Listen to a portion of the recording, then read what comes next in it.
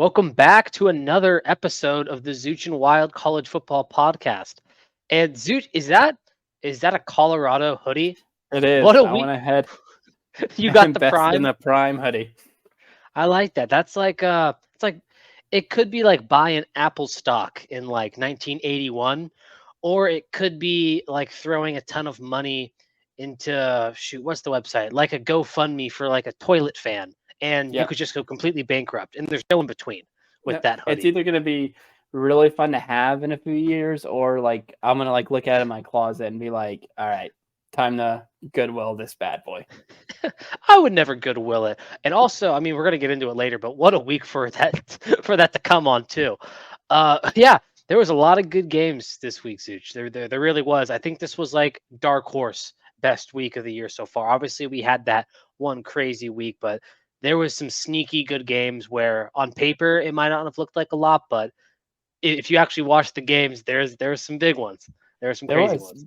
and it started in the state of Colorado. Which, speaking of Prime, he always he's almost like Desmond Howard in a way, and like always smiling, like always looks pretty happy. That man did not crack a smile the No. entirety of that second half. Yeah, so I mean, honestly, this was like the probably game. This was the game that if you weren't actively watching, because I mean, not a lot of people watch college football on a Friday night anyway. But Stanford versus Colorado was a game where I think you went to sleep at halftime. Did you? Did, Yeah. did you go to sleep at? And Yeah, a lot. I like turned it off at halftime and was doing other stuff.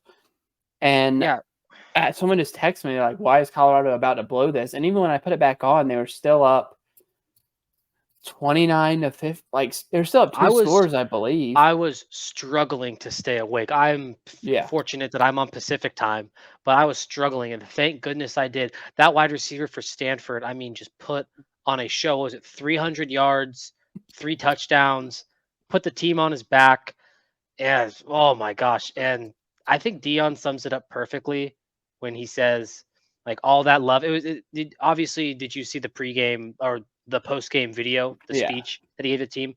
What I think there's a line in there where he says, all that love and stuff and feely stuff, like that's over now. And like you're gonna have to actually like push through it. And I think that sums up perfectly. This was, in my opinion, like the biggest, like most jolting and embarrassing wake up call Colorado probably could have Oh, had and because you blew a he ended. 29-point lead to Stanford. He ended. Shador Sanders was posting NIL advertisements at halftime, and you He lost. was. Oh, And the low key funniest moment of that speech was he gives the speech. It was a good speech. Like I will say, we've talked about it before. I don't know how much X's and O's he gives, but he clearly doesn't like losing. And I like lost it when he's like ends the speech and he goes, "And by the way, we're practicing tomorrow. God bless." how many gallons of puke do you think was thrown up on that indoor practice facility in Boulder? Oh, a Because you ton. know there was not a chance it was outside. It was cameras off.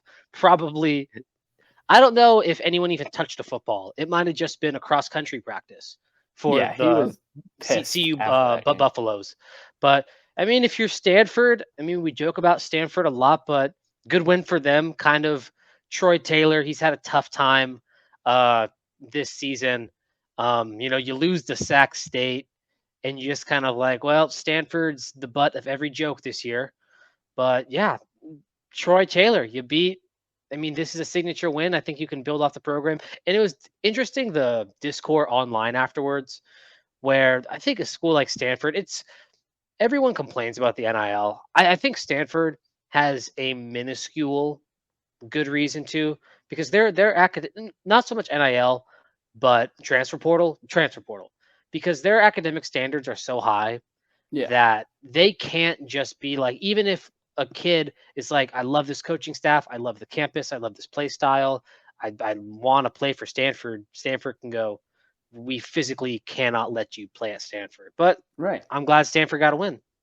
Yeah, no, it's a great way to start the weekend. We'll talk a little bit. The state of Colorado had, I don't even know how to explain those two Yeah, games. One of yeah. them, We will I get think into was, the more angry one later, but that was a good little kind of discussion on a Friday.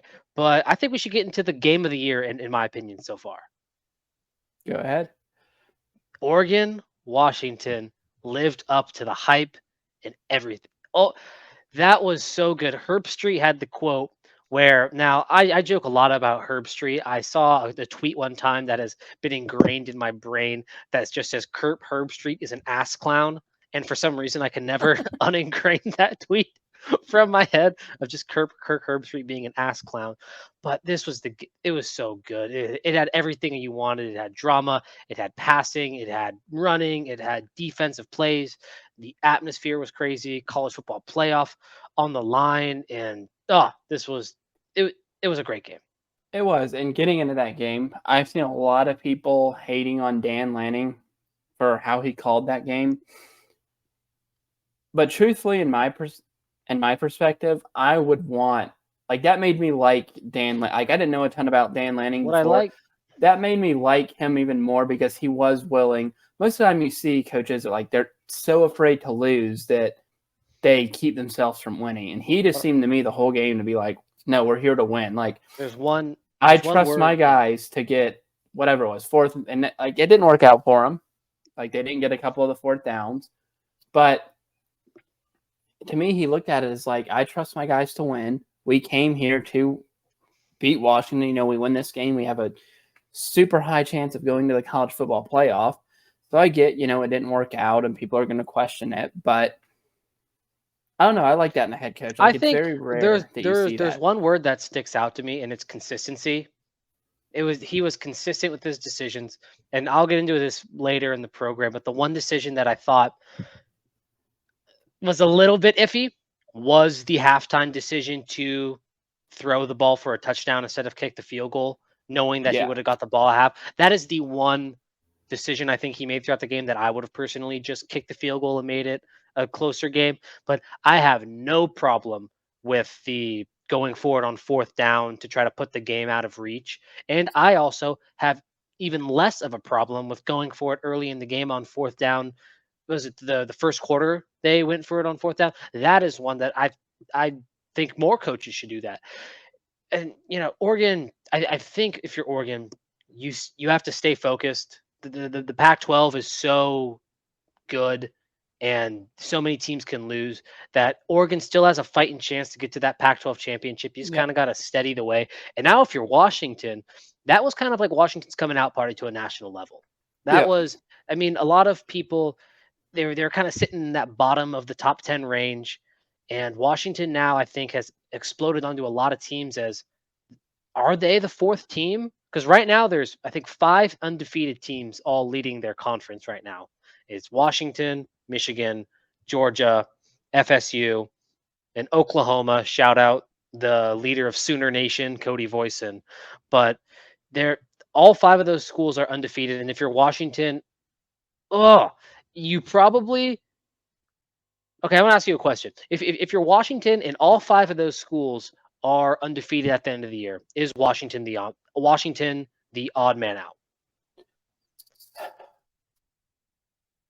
I don't know because they did have the win over Oregon. USC got killed. We'll talk about that later. So that one kind of goes away from me. The Pac-12, like we talked about when we first started this thing, always eats each other alive. I can't wait for Utah to be a 2-win team and somehow be in the Pac-12 championship. It's inevitable. Yeah, it's just obviously if Georgia and Michigan go undefeated, they're both in. Oklahoma's probably in because they're Oklahoma. And then who's the FSU? It probably comes down to FSU and Washington. Probably comes down to FSU and Washington, which FSU still has North Carolina on the schedule. Miami looks like they're normal Miami now, so that one doesn't mean as much anymore. I don't know that they're gonna even if they went undefeated. I don't know that Georgia is Georgia the odd man out? I don't think there's any way that if they finish undefeated, if the team has not lost since 2022 and we're going to be in, or was it 20?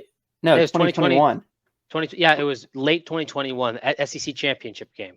Yeah, if they're the 2-time defending national title and still haven't lost, there's no way they're out. I don't see any scenario. I mean, Brock Bowers is out. That's going to be a dent in Georgia's.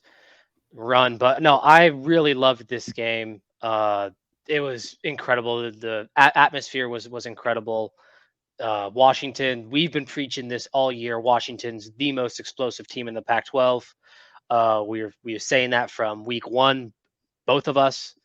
We said if there's anyone who can make the college football playoff in the Pac-12, it would be Washington, and they still got a gauntlet to run, but I Yep. think they got the tools. They are constructed in a way that college football is meant to be played in the year of 2023, Yep. where they just can drop 50 on you and not break a sweat. Agreed. Yeah, it's for their sake. I hope that scenario doesn't happen. When like I don't even. I highly doubt that all of those teams are undefeated. I guess we should include Ohio State in there. Ohio State or Michigan is probably going to be the one of the teams in. But I loved your retweet of the Ryan Day yelling about we just beat Maryland, home of the Diary of a Wimpy Kid offer. Jeff Kinney, who's the Wimpy Kid now? Not this team. he will get memed forever because of that outburst over Lou Holt. Oh, that was great. But I guess that's a perfect segue into our next game with Notre Dame, who just made USC look like a Pop Warner team. Yeah, they made Caleb Williams look bad. 3 interceptions. It's the first time. Is it the first multiple interception game he's had in at least a year? Yeah, first time all season. I think he had one interception going into that game, and he had 2 in the first half. Yeah, he played poor. Their defense did Alex Grinch special, and I mean, it's not like Notre Dame's offense has just been blowing the rails off of people. So for them to get almost 50 points, it's like, and I think one of them was a pick six at the end or close to a pick six. But even still, it's like now USC is like, I don't know. Their host.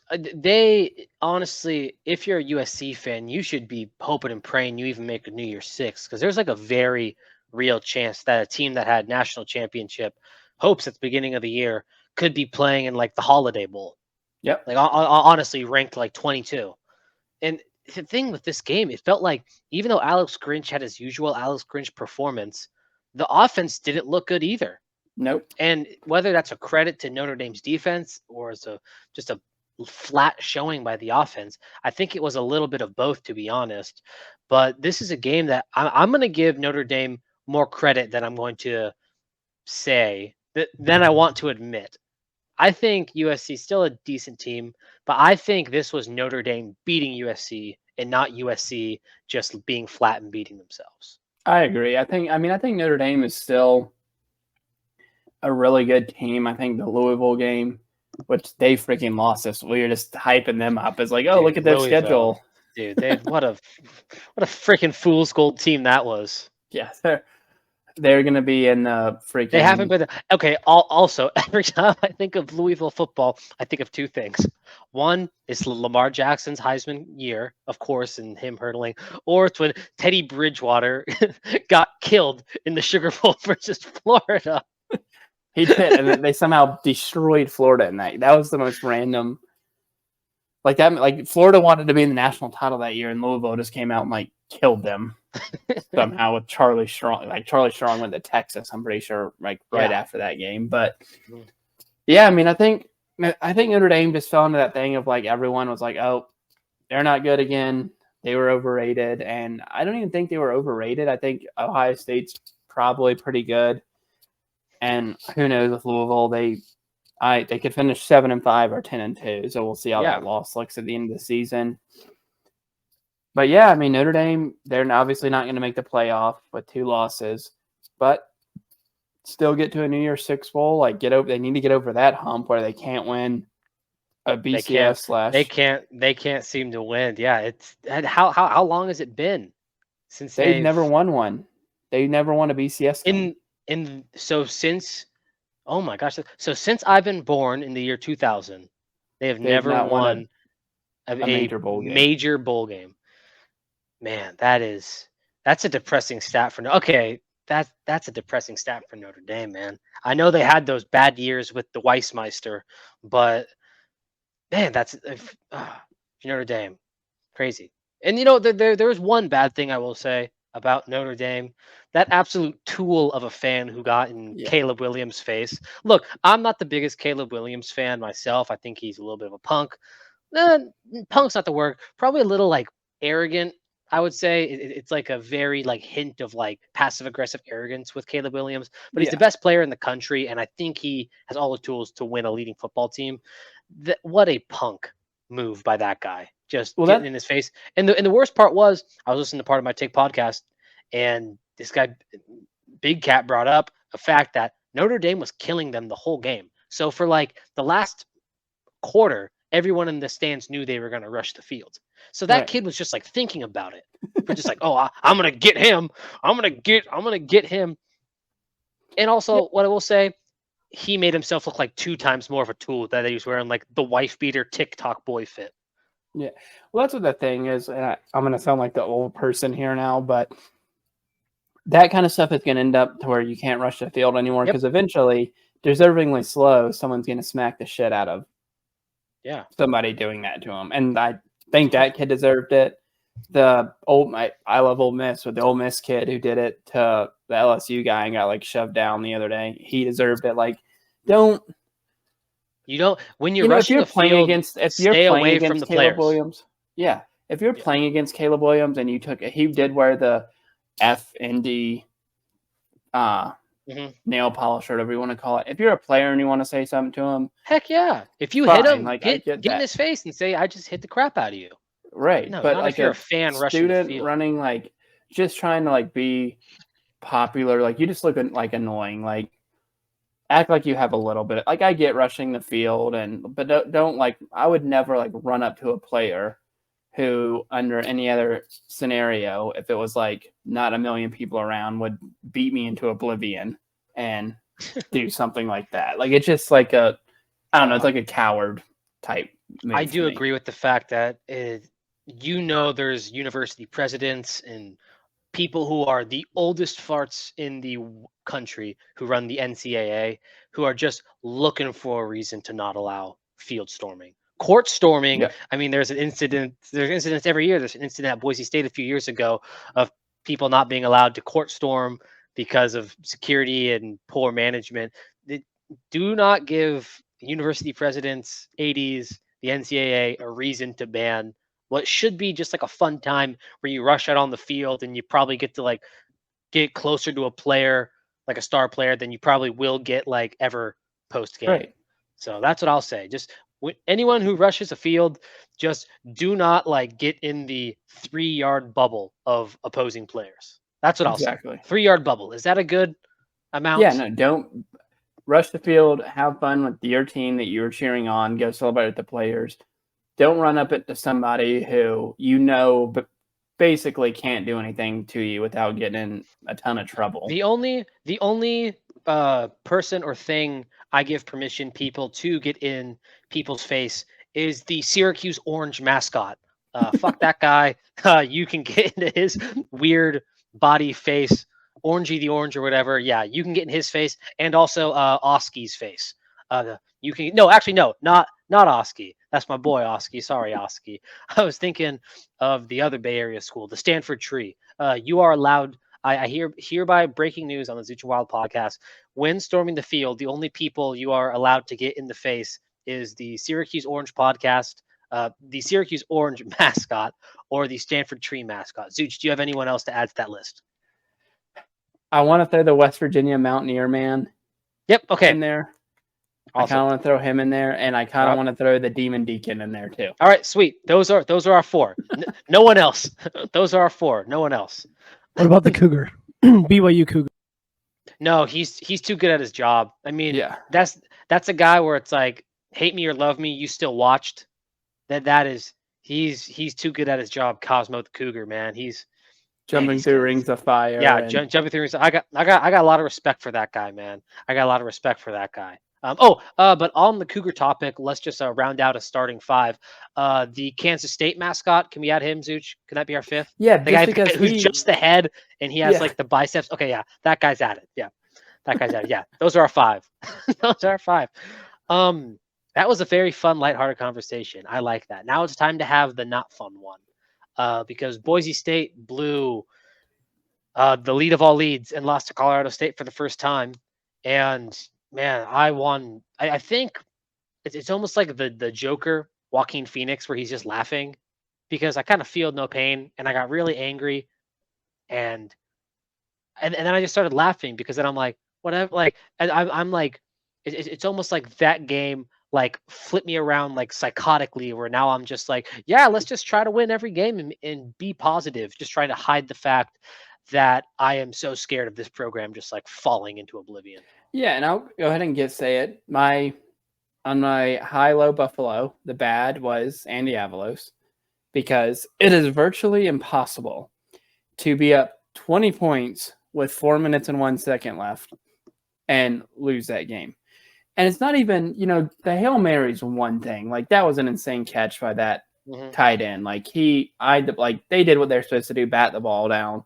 The dude dove, caught it. But you go into prevent defense, number one, against a team who I still can't figure out why in the first half Colorado State wasn't throwing the ball. Like, they're one of the best throwing teams in the country. Because mechanic T-shirt Jay Norvell's not too good of a coach either. They were like, oh, let's just run the ball up the middle for some reason when we have the best receiver and Tyler Horton in the pack. Like, that guy's going to be drafted in the NFL. He's probably going to be decent. He's the best receiver in the Mountain West. He's the best receiver in the Mountain West. Yeah. So, but it was the little things like that. Like, all right, let's go into prevent defense.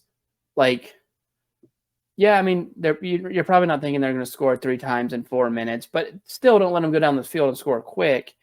And then you apparently have never practiced fielding onside kicks in the entirety of your tenure here as head coach, because the first one, your hands guy, Eric McAllister, doesn't get that one.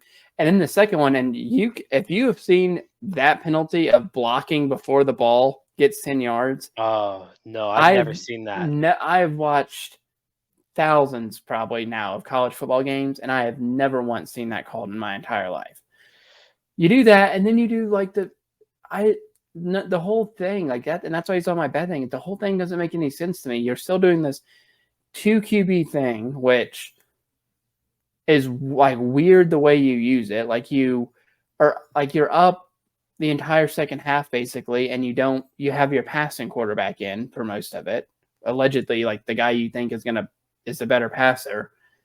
Then you put Taylor Green in. He comes in, saves you again, basically by getting that first down. It comes back for a holding call. You punt it away, and then even still, it's like you're not like they're still playing in this like prevent thing with. Like, but then they don't left. do prevent at the very end, and they decide to send like a corner blitz. And I'm not here to ticky-tack picks, right? Like, ticky-tack plays. A lot's happening in the game. I'm not a football coach. I didn't play football I didn't play college football. I never coached college football, obviously. But it's what it seems to be with me is it is a pattern. Like, if this just happened, like if this was Boise State's second loss of the year, and it's like, oh my gosh, like what a freaking meltdown. I think people would be like, like reacting strongly, but more reacting strongly like, oh man, like our New Year's hopes are over now. Like, oh man. But like, it wouldn't, like, this is like a pattern. And I think something that you've been very consistent on, Zooch, is that this business is a results-based business where whether we like it or not, being a good person sometimes isn't enough. No, and he's a young, and it's sad, and no one wants to see someone do bad at their job. No one wants to see someone get fired from their job. But in this profession, good things off the field and good attitudes instilled in players have to match good performances on the field. I'm going to end with that. I think that's about as well as I could put it without getting too aggravated. Right, and it's like, I mean, it was really the same thing last week. It's just San Jose State is horrible. Like, you're getting killed by them. Any other team, probably, you're not coming back in that. And it's just this, like you said, this consistent thing of, almost finding ways to lose. And, like, he might, it's his first head coaching gig. Like, there's been a lot of head coaches who their first time around, it didn't go well. And then they learned a little bit and figure out how to run things differently, and we're better off for it. But like I was thinking it even before last week, but now I don't know Same. how anyone with I started thinking it after the Memphis game.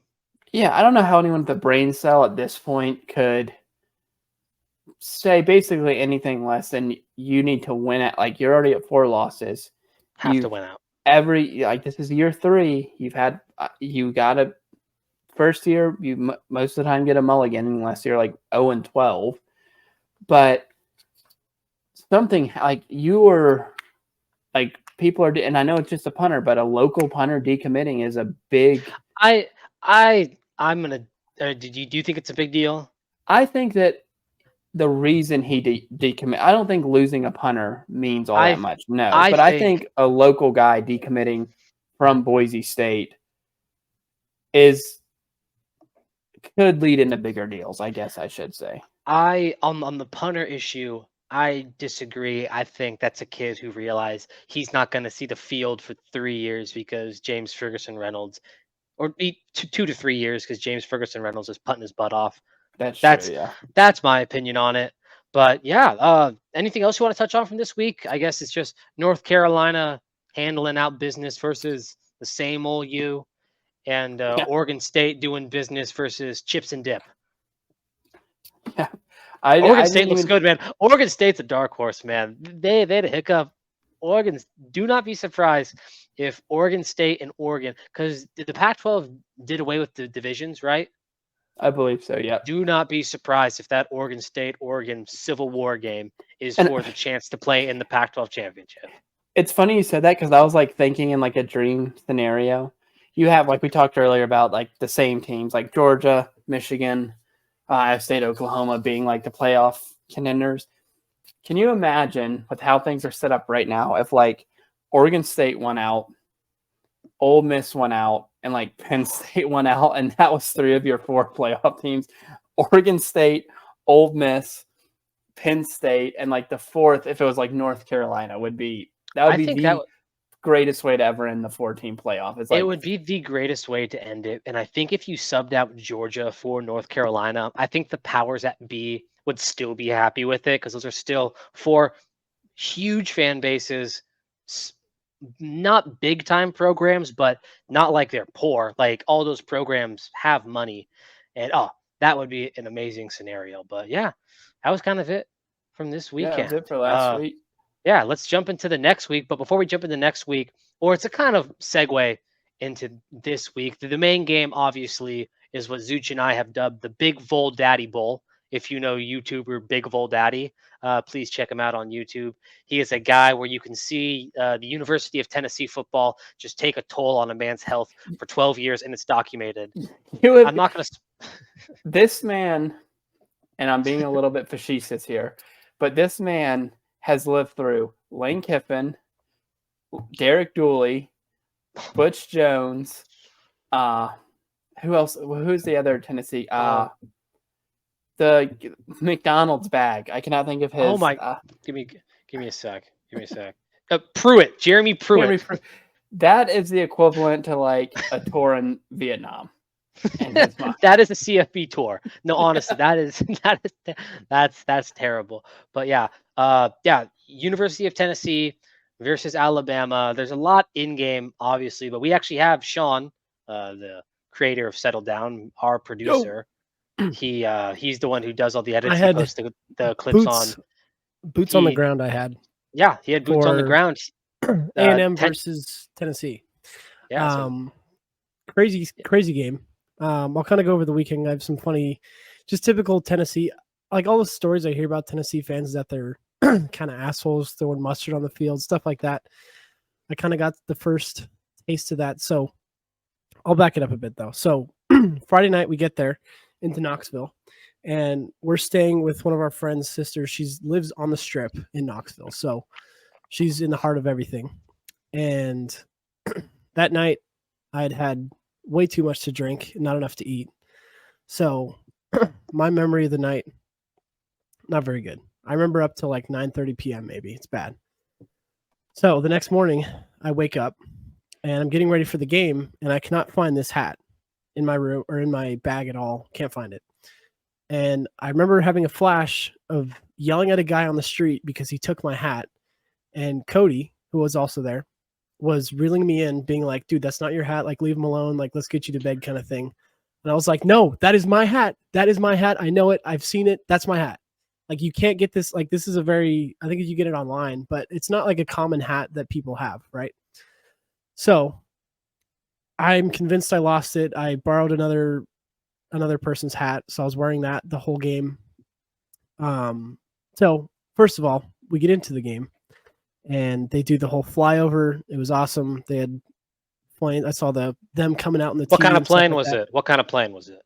For our plane aficionados out there. Don't taste. It's a fighter jet. I don't know. Good enough for me. Yeah. Good enough for me.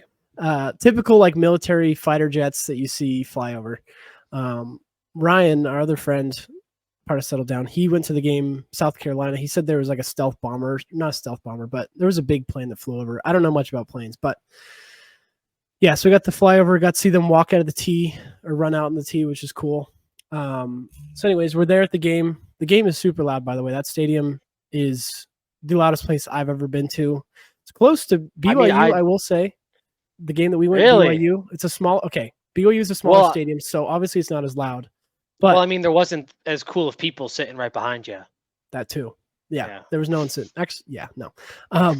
But the BYU games, those get loud. That's the only, like, I mean, you can count Albertson Stadium when we get loud, but I don't really count that. Oklahoma State got pretty loud. Oklahoma State got loud. It did. There's been times I've been in loud environments. That was another level, though. Okay. One thing I will say about BYU. How many times go for it. One thing about BYU, I will say, you guys get really quiet when offense is on offense, and Tennessee couldn't do that. But I commend BYU for being able to all be silent in that stadium. I wonder why. That's true. They're sober. Yeah, exactly why. What were you gonna ask? Oh, I was gonna say, how many times was Rocky Top sung? Was it 13? Was it 30? No, it was probably saying 8 or 9 times. Oh, so they sing it every field goal, so they sang at the start of the game. They sing it every field goal, every touchdown, and I think they had 2 or 3 touchdowns and at the end of the game too. So I'd say maybe 8. But yeah, that place was rocking. It was loud. Anyways, it's the middle of the game. Yeah, it's like right after halftime.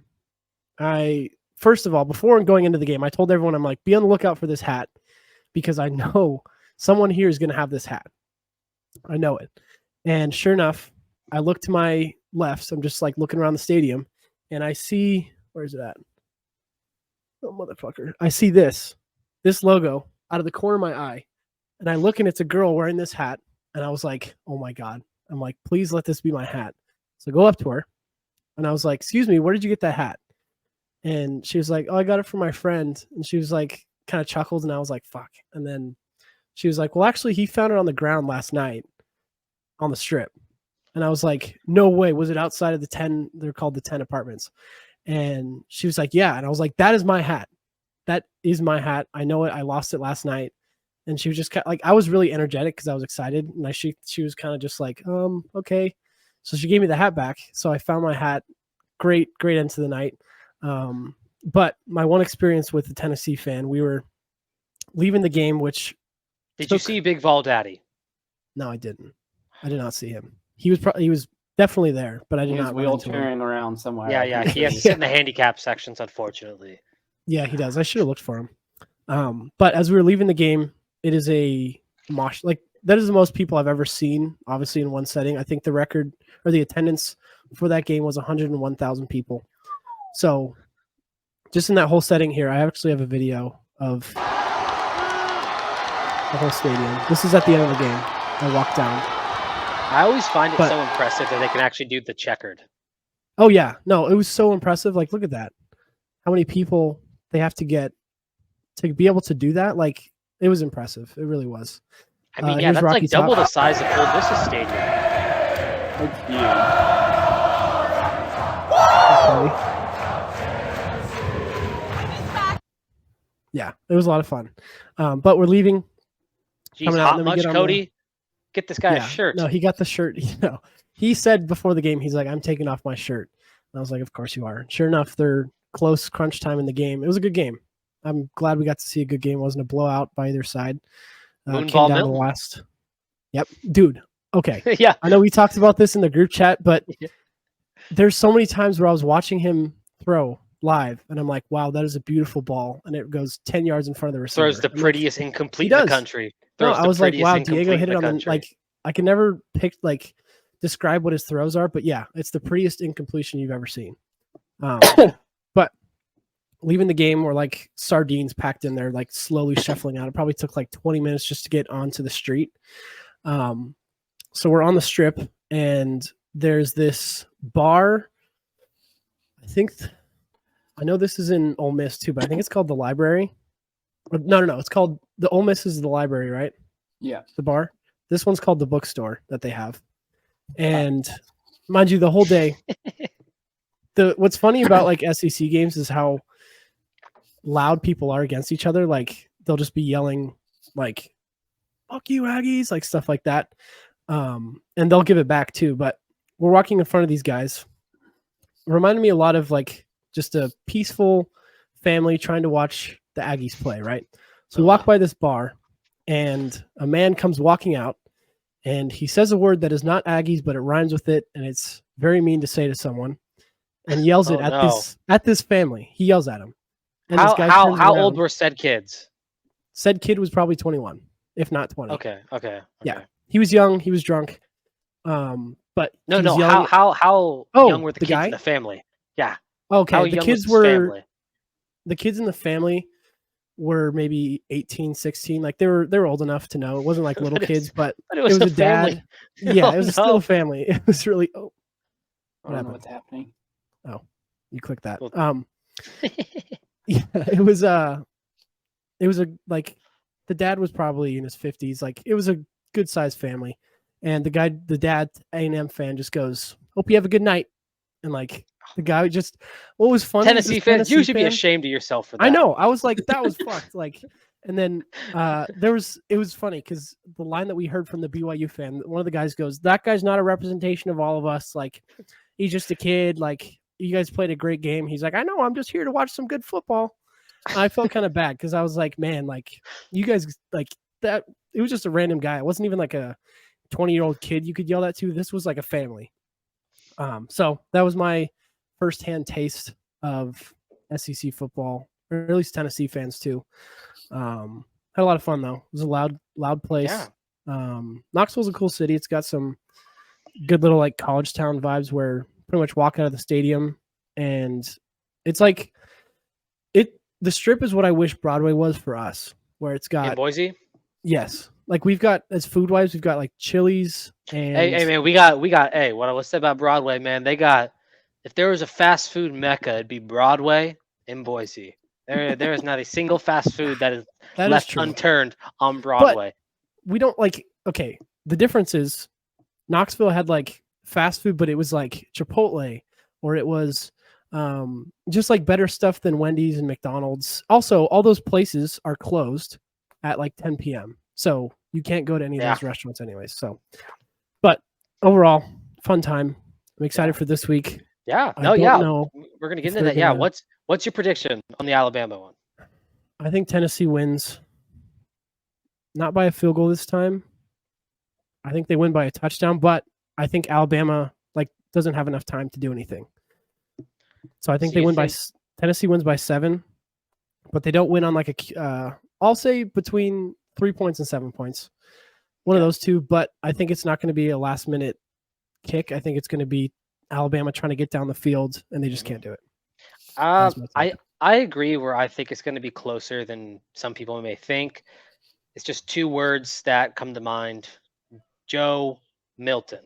Yes, I agree. Joe Milton, the moon ball's He's going to not. come out. Yeah. And that's what I think. There are times where it works, but he's so inaccurate deep, it's scary. Like, I don't know how you can throw that good of a ball and be so off. I mean, I don't know.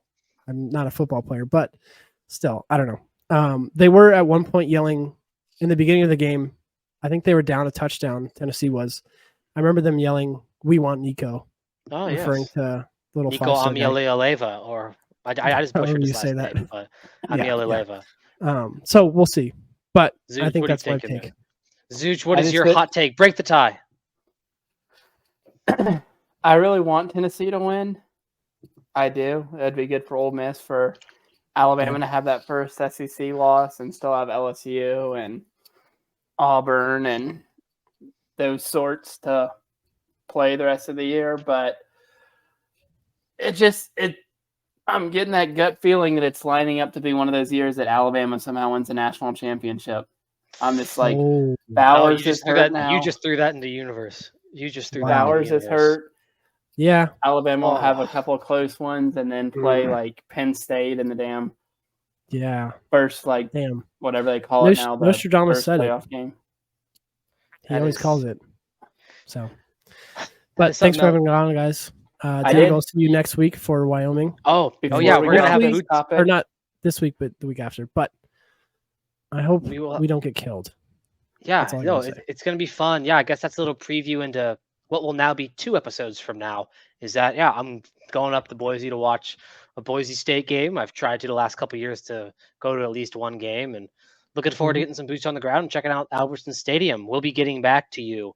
I hope I run into some of the fans that I see on Twitter and giving them either hopefully good pieces of my mind. I hope I only run into the ones that I like their Twitter handles. I've got a good story after the pod. I'll tell you about some freaks that got mad at me last game. So, but other than that, you guys.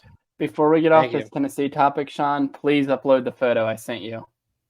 Yeah, so this man deserves a shout out. Yeah, I mean, Vol Daddy.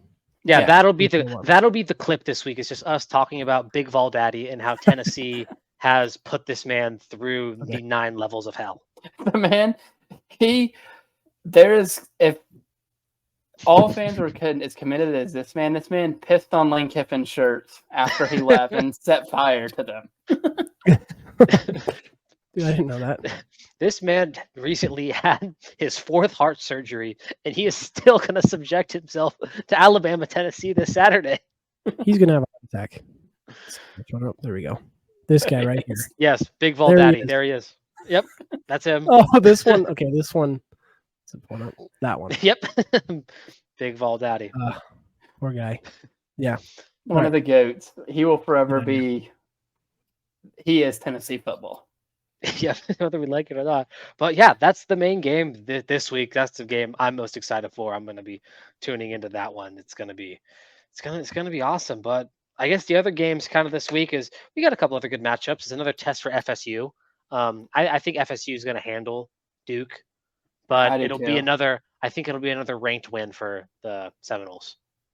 Yeah, I think FSU is just quietly just chugging along, like they're not getting as much. And granted, since that LSU game, that Oklahoma had the Texas game, Ohio State and Penn State, we'll talk about in a minute, but they have their big game. Michigan and Georgia were the favorites coming in, so they're still getting talked about. Washington has their big win. So FSU just kind of chugging along, winning. They're looking like they could be a play. I mean, I don't know that I wouldn't pick them to win the national title, but I would probably put them in the playoff right now. So I would. And yeah, on the topic, Ohio State, Penn State. This is this is the Anger Bowl. Ryan. Oh Day, yeah, the Anger Bowl. They should. If this game is tied at the end of the game, we don't need overtime. We just need Ryan Day and James Franklin just simultaneously yelling about things that they don't like from sideline to sideline. Yeah, dude, I just want like an old WCW style promo. It's just Mean Gene in the middle with the microphone, and they just each get a chance to talk. And then like it's like, by God, it's Joe Paterno, and he's got a bat, and it's just. I'm excited for this game. This is going to be a fun one. This is also the I wish both teams lost bowl. Because these are my some of my 2 least favorite programs in the country. I think Ohio State's going to win because James Franklin can't win big games. He's like 1-8 or something in big games, or the top 10 or top 5. But yeah, I think Ohio State wins, kind of like the Notre Dame game where it's ugly, but they just squeeze it out. Yeah, I have Ohio State. It'll be like 14-7 with like 8 minutes left, and then Ohio State will break off like a big play to go up 21-7, and then have a pick. Win like 28-7. Penn State fans will hate James Franklin again. They'll just Penn go State back. will win the rest of the games this year, except Michigan. They'll Yep, make the and Cotton end up Bowl in win, and it'll be the same thing. Oh, next year's the year we make the playoff. Yeah. It's like purgatory for that fan base. The circle of insanity for Penn State. Oh my gosh! And then what is a tale as old as time? It's going to be the Utah Utes with 2 levels of inferior talent somehow beating USC by 2 touchdowns. Yep. That one will happen. Utah's offense will go from looking like they couldn't score against the Pee Wee team to somehow 28 points in the first half. Mm-hmm. USC will keep staying it because they have Caleb Williams, and it'll just all flatten out at the end. And if they lose that one, I honestly think Caleb Williams might start sitting out the rest of the year, because at that point you have nothing to play for. You might not even make a New Year's Six at that point if you lose. Might that not one, make a New Year's too many Six, Pac-12 teams. Yeah, I guess theoretically, if they won out, they could still go to the Pac-12 championship, but they're probably not. They have Lincoln, the brisket maker Riley, and Alex Grinch. So Lincoln seared ahi tuna Riley. Which okay, I will defend Lincoln Riley on his seared ahi tuna. It wasn't the best, but it wasn't as egregious as some people were making it out. I know ahi tuna, you're supposed to barely sear it, but I'll cut up some slack on the ahi tuna. The brisket, unforgivable. Yeah, that was drier than Joshua Tree National Park. That is some of the driest. That is drier. Oh my gosh, that's just drier than sand, like actual sand baking in the sun. We did. There's not a ton of other ranked games, but I did want to touch on, just because I got the Bleacher Report update, and it, for some reason, just made me laugh out loud, that Michigan State almost threatened to cancel the game against Michigan after this sign-stealing scandal has invaded. What sign-stealing scandal? So I didn't hear about this. Michigan is under NCAA investigation for stealing signs. Oh, yes. Okay. And apparently Michigan State threatened to boycott the game. Yeah, them boycotting the game. Yeah, that's like that's like me boycotting a fight with Conor McGregor. Yeah. Oh yeah, no, yeah, I won't fight Conor McGregor. It's like, yeah, he doesn't care. I think we'd all know what happened if I fought Conor McGregor. Yeah, I just had to hit on that. How are you gonna boycott the game? I feel like if you're an alumni of Michigan State, you'd still rather play, even though you're probably going to get your butt whooped. But even for that slight, like 1% chance that you could win, like let the game roll. Well, and I had to laugh because Dave Portnoy was like, "I'll help you out, little brother. We're going to run a halfback dive between the tackles every play." I still think it'd be probably only tied going into the fourth quarter, even if they ran halfback dive and halfback zone every single play. But yeah, I'm excited. The Tennessee game and the Ohio State game probably are my two I'm most excited for this week. But I'm looking through the rest of it right now, and there's not a ton of there's jumping one out at you. There's one. There's one, and that segues into one of our weekly segments, the meme matchup of the week. And does yours? I'll just go ahead and ask. Does yours involve two teams that played in Ireland last year? Oh, it does. Oh, it does. So we are on the same page. The double meme matchup. I will even go so far to say, and you can, if you back me up on this, this will be a big deal. This is the meme Super Bowl. The meme regular season Super Bowl. There will not be a bigger meme matchup between two teams. There might be a funny storyline we'll do a meme matchup for, but between two teams, there will not be a bigger meme matchup. So for the meme Super Bowl, I'll give you a little drum roll, Zooch. It is the Nebraska Cornhuskers versus the Northwestern Wildcats. Yeah. Just it feels good to say off the tongue. Northwestern versus Nebraska. And there's so many things that make this a meme matchup. It's Nebraska. I mean, it's with all their stuff. It's Northwestern. They're coming off Pat Fitzgerald stuff. It's on the Big Ten Network. That is going to be great. It's two I looked at it. Somehow both these teams are 3-3, and I think Nebraska, if they win out, has a chance to play for the Big Ten championship. Like, That how would is be that hilarious. possible? How is that? So that makes it funny. But I mean, this is one of those things. A wise man once said, "Sometimes you don't overthink it." This is not overthinking it. This is Northwestern versus Nebraska. Yeah, This is going to be some beautifully bad football. It's going to be terrible football. It is going to be the first quarter is going to be over. If the game, let's see what the game starts at 1:30, the first quarter might be over by 1:50 because they're just going to run the ball every time, and their passing downs will be like an obvious like 3rd and 8, and it'll hit the ground in front of the tight end. Empty set, all curls. It's this is what the sickos look for in college football is yes. Nebraska versus Northwest. Just everything about it. What's the total points? What's the total points for that game? It is, and I know that. Let's see here. I'm gonna guess. I think I heard somewhere it was like 31. It is 40.5. The 31 one is Minnesota and Iowa.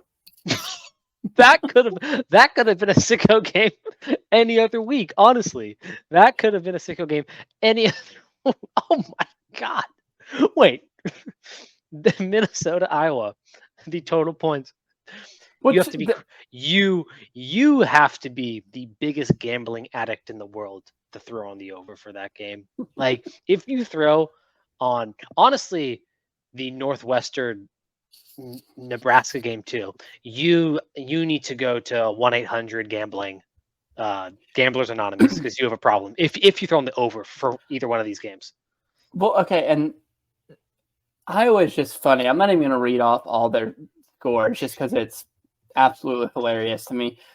But I'm going to read you who they have left. They have 1, 2, 3, 5 Should the main games matchup left. this week just beat the Big Ten West? Yeah, it should, honestly. This is Iowa is 6-1 right now. This is their 5 remaining games. Minnesota, When Northwestern, Rutgers, close, but probably win. Illinois. Close, I think, but probably win. And then I am already putting it on if they win all those, which they probably should. The day after Thanksgiving, I'm already putting my meme matchup out there. It is Iowa, who is 10-1, playing Nebraska for Iowa going to the Big Ten championship at 11-1.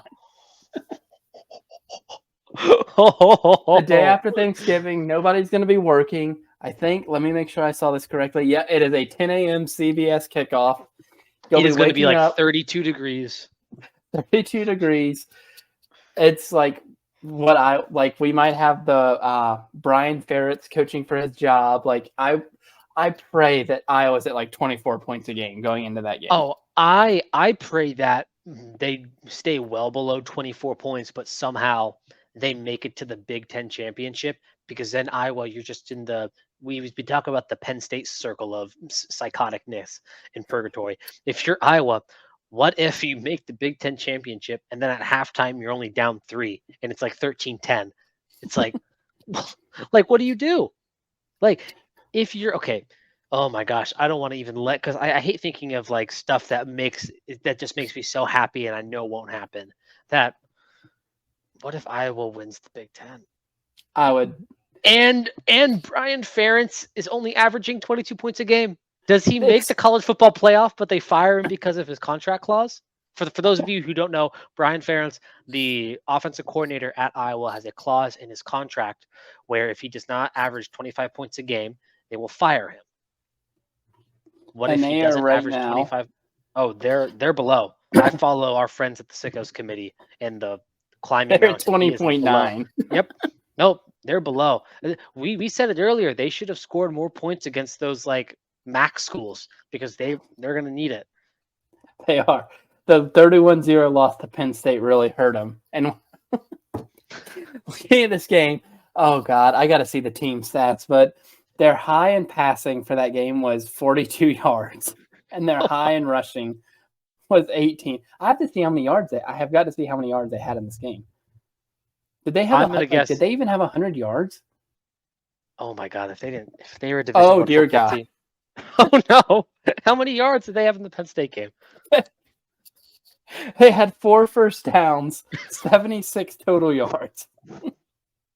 And This is a team, ladies and gentlemen. That is 6-1.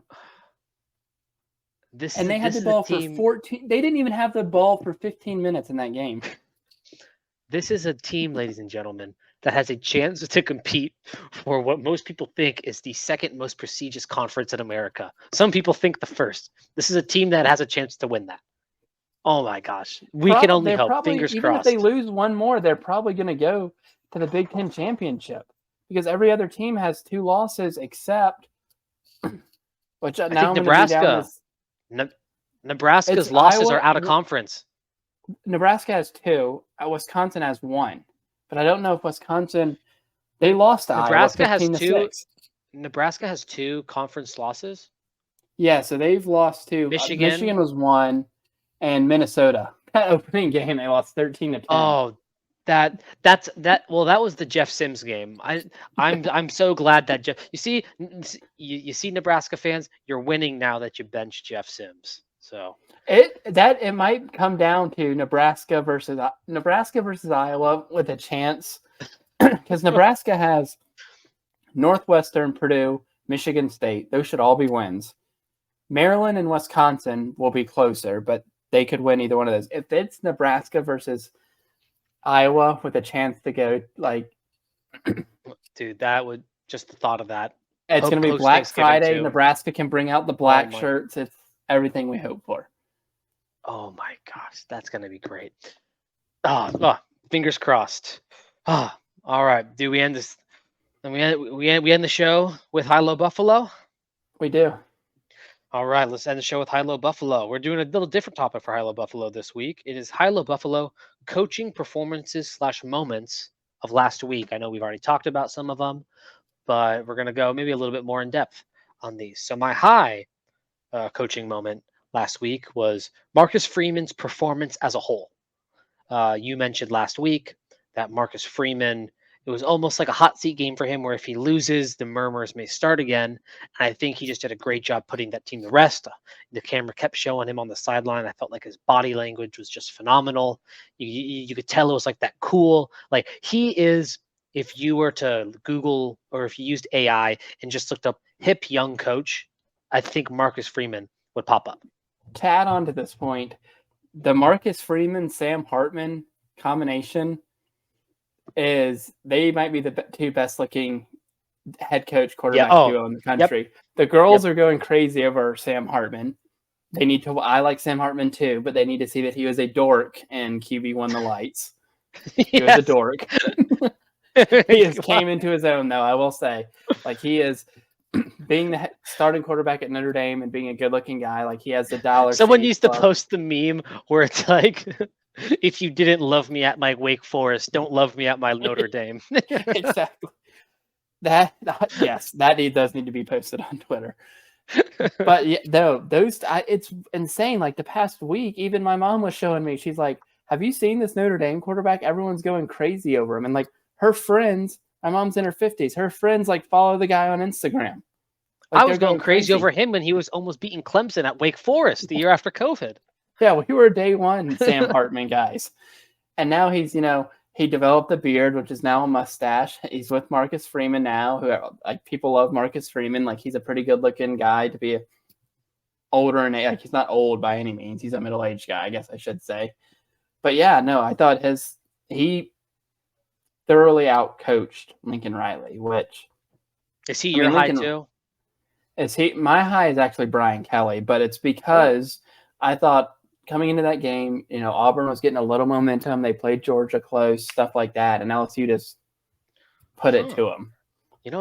Say what you will. For any of our doubters who say we're impartial, we are both not the biggest Brian Kelly fans, but we give credit to where credit's due. And yeah, LSU, great showing last week. It was, they're still very much alive in the SEC. Like they're doing their job, just waiting on that Alabama game. We'll see. Who knows how everything will work out, but that's going to be almost an eliminator game, I would think, for the loser. Which I think that game is coming up. Yeah. What game? When does LSU play Alabama? Not a clue. Sorry. Yeah, I don't know. I wish I knew, and I wish that game was bigger than it would have been if both teams were undefeated. But yeah, Okay, I don't know. 2 weeks from this Okay. week. Okay, that's what I thought. First weekend in November is when it usually is. So that's coming up. Yeah, I guess my low then is not. It's if I had to give a coaching performance for this guy, it wouldn't have been bad performance wise. But I think Dan Lanning's decision not to kick the field goal at the end of the half is coming back to bite him a little bit. And this is a very specific moment. I don't think Dan Lanning coached a bad game. I just think in that moment, he needs to kick the field goal, get the ball back at half. Could have been a completely different game. Yeah, no, we talked about that one earlier. We talked about Milo too. We won't get back into that one. But no, I get that part of it. I just meant more so I thought people were mad about the 4th down ones. I don't know. I kind of like gutsy play calling like that. I understood the call. It was one of those calls. Sometimes when you get a bad performance, it's like, what the heck is this coach doing? When I saw that, I'm like, I understand what he's doing. I understand the thought process that he got there. I just disagree with the conclusion that he came to. Well, I'll put it this way to Oregon fans. They could have that, or they could have their old head coach who has no ability to understand that you can just knee the ball and win a football game. Yeah. Your old head coach who just lost to a 96-year-old Mac Brown. But my Buffalo coaching performance this week, and this is going to be the best way to end the show because it's Shane Beamer's Buffalo performance because South Carolina lost, and Shane Beamer, Kyle Monster style, kicked a wall and broke his foot in frustration. This is a grown man leading an SEC team who got so mad about his performance that he kicked a wall and broke his wall. Was it a wall, or did you find out what he kicked? I just have seen pictures of him in the walking boot, which it's oh no, this is like an Boise State type thing. But this is a Boise State type thing, which we had this reporter who was known as the guy who would ask the tough questions to Andy Avalos, whoever the coaches were here. He left to go to South Carolina, and within a week of being there, the head coach down there kicks something and breaks his foot. It's just the whole thing. Shane Beamer's just funny. Antonio Brown, business is booming. If for local reporters down there in South Carolina, if you told Shane Beamer at the beginning of the season, "Hey, Shane, halfway into the season, you're going to have a come apart about the line guys eating a hot dog at halftime, and then break your foot 3 weeks later," what would you think?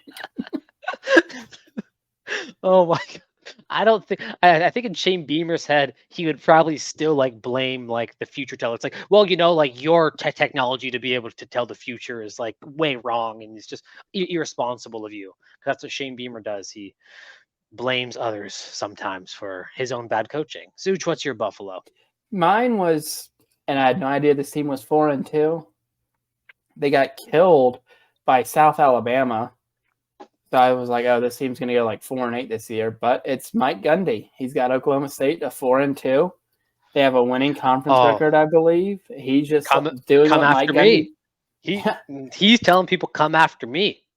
Mike Gundy's low points now are 7-6.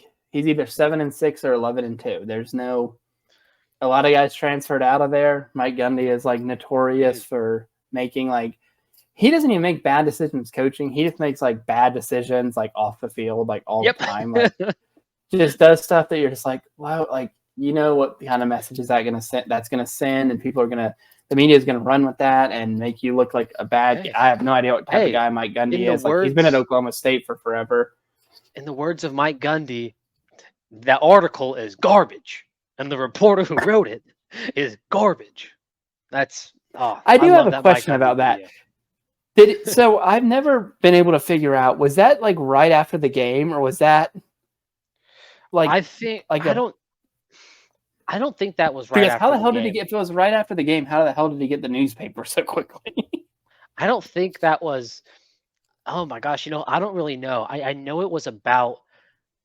I mean, looking back on it now, the article doesn't seem I think it was just like the straw that broke the camel's back, and I think it was Mike Gundy who just had a personal beef. Because the best part about that whole video, for those of you who don't know, we're talking about Mike Gundy's "Come After Me, I'm a Man, I'm 40" speech, is him just staring in the reporter's eyes. You can tell the entire time, and he goes, "And the reporter who wrote this is garbage." And he's just, and he goes, "Not a kid who does everything right off the field." Where are we at in society? Where are we at in society? I'm a man. I'm 40. I'm not a kid. That's awesome. Mike Gundy's great. He's great. I wonder. Yeah. Oh my gosh, what if South Carolina turns it around and it's South Carolina versus Oklahoma State in the what's a bowl that would be like a Gator Bowl, like a bad. No, like even lower than that, like a bad Big 12 team versus a bad SEC team. What's that matchup? Is that like the Heart of Dallas like that Bowl? Birmingham Bowl? Like Yep, that's the Birmingham Bowl. The Birmingham Legion at Legion Field. Yeah, that's the perfect place for those two to like have like I said before, scream an anger off in the middle of the field, like just like when they make you do those stupid bowl, like the pregame, like I don't even know, like dinners where like you have to like go with both teams and like each team puts up two guys up there to speak, and half the time them two guys are like, I hope I don't get hurt in this game. I want to go to the NFL. We're playing in a bowl game. I haven't seen my family for Christmas in 5 years, and I'm playing in the freaking Birmingham Bowl, and I don't get to see them again this year because it's my But hey, at least you get a pair of slides and a drawstring, right? Yeah, and the backpack, maybe a blow dryer. Yeah, maybe like a $200 gift card to like the Kmart or something. Yeah, exactly. But what a great episode! I think that was one of my that was probably one of my favorite episodes we've done, start to finish. That was a fun. Oh yeah, one. Thank you for everyone everyone for listening. Into the good parts of college football, where you just start seeing like, and it's not funny, but it kind of is. You just start seeing like some coaches like deteriorating before our very eyes. Like you have like teams who are supposed to be good that are 3-4 or 2-5, and everything's coming off the rails. Players are injured. Have made some questionable decisions. They're feeling the pressure, so it's only going to get better. I don't think anyone's been fired yet this year. We haven't had, no, not yet. That Nevada coach, maybe. Yeah, I'll give him. He came into a very. No, yeah, actually, yeah, no. I think they need to give him one more year. He came into the worst situation ever. Yeah, he came into a program that everyone transferred out. They don't fund them hardly at all. Like it's like 6 degrees. They don't have they have a high school football field. They don't have connecting. They still have, how can you be a Division I team in the group of 5 and still have a track that runs around your freaking field? Be better, Reno. I know there's people who care about that team, but anyway, I digress. Anything else you have to say, Zooch? I don't think so. Next week we will be doing it on Wednesday. I'll be on the road, so I'm going to be doing it live from the Salt Lake City airport, waiting for my red eye to get to New York City, which not college football related, but I will be in the middle of the freak fest known as Jets versus Giants.